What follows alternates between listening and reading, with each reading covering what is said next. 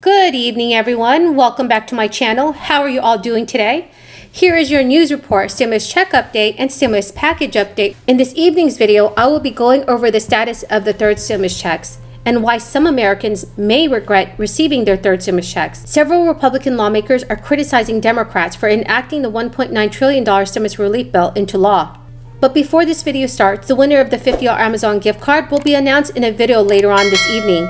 You can still enter the giveaway. All you need to do is subscribe to my channel, like this video, and then comment below.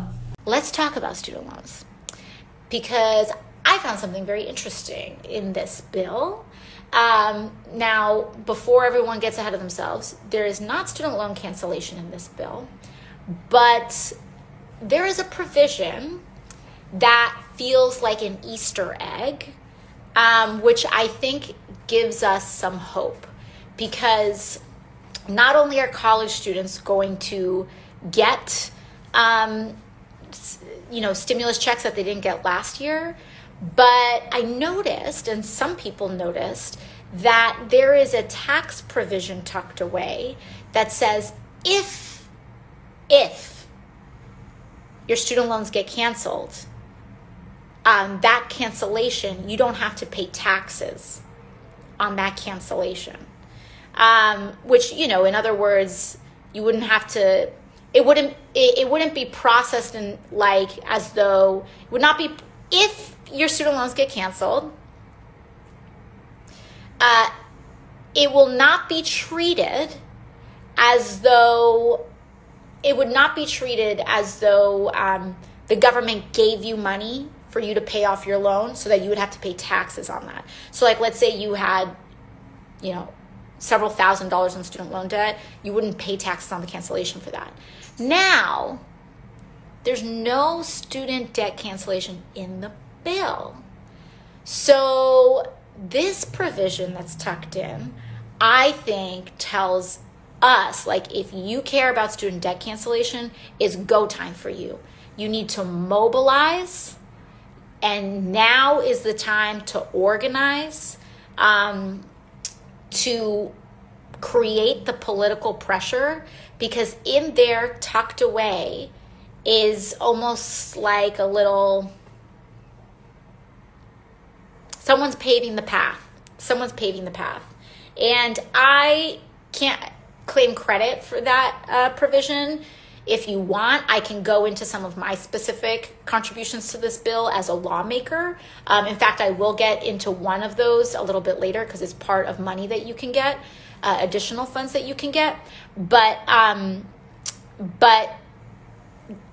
progressives are looking out for you. And by the way, this is the benefit of electing a movement of progressives to Congress, because when there's so few of us, if it's just, and this is the benefit, for example, of expanding the squad, because when there's just 4 of us, there's only so much we can do, right? There's only physically so many amendments that we can introduce, and people will say, why don't you do that? Why don't you do this? Why don't you do that? Because we're human beings with 24 hours in a day. And so when you elect more progressive members to Congress, who are not financed by big money, who are not... So President Joe Biden finally signed a $1.9 trillion economic relief package into law at the White House this past Thursday afternoon, making his first major legislative victory. After President Biden signed the bill, White House Press Secretary Jen Psaki said, people can expect to start seeing direct deposits hit their bank accounts as early as this weekend. I know many of you are wondering about the increasing of Social Security benefits by $200 per month. Before Joe Biden was inaugurated, he called for big changes to Social Security. President Biden has already ran on a platform that included proposals to shore up Social Security benefits while extending the program's solvency. Shai Akabis, the Director of Economic Policy at the Bipartisan Policy Center, stated, "We're long overdue for this conversation, and it's causing great uncertainty for people who are either on the program now or going to be on the program soon.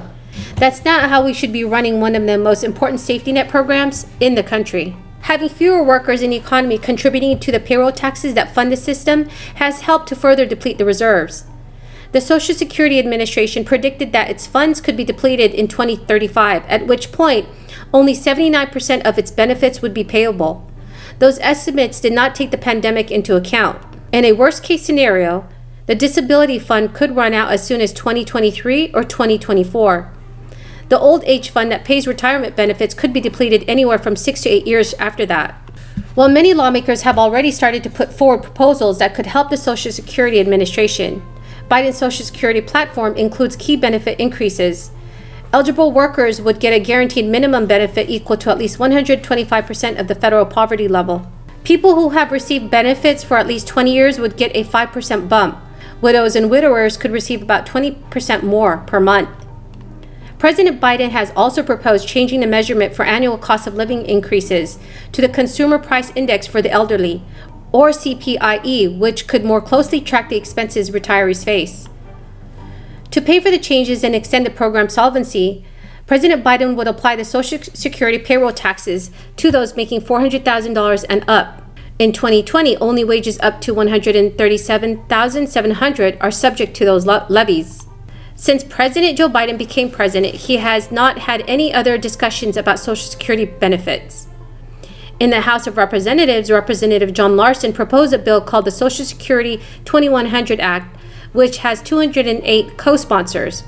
Then in the Senate, a bill called the Social Security Expansion Act was proposed. Nancy Altman, the president of a group that advocates for the expansion of benefits, said, "While I definitely believe that lawmakers should increase Social Security benefits by $200 per month to help older or disabled Americans, but it would be very difficult for Democratic lawmakers to garner Republican support for that relief measure." Earlier today, House Minority Leader Kevin McCarthy said, "The $1.9 trillion economic relief bill is a waste of money. I say every American that wants a vaccine should get it, but also every American should be able to go back to work, back to school, and back to health. That is what the bill is doing, and 2/3 of the money for the schools don't even come forward to 2023. And there is $1 trillion still sitting there from the 5 bills that were already passed." So what are your thoughts on this, everyone? Please, please, please leave them in the comments below.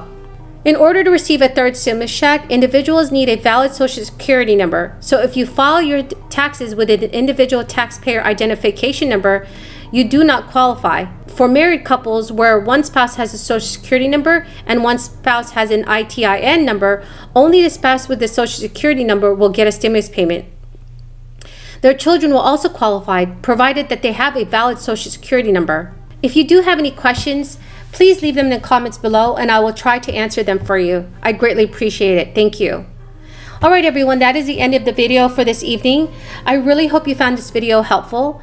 Please make sure to enter my $50 Amazon gift card giveaway. All you need to do is subscribe to my channel, like this video, and then comment below. Thank you and have a very blessed day.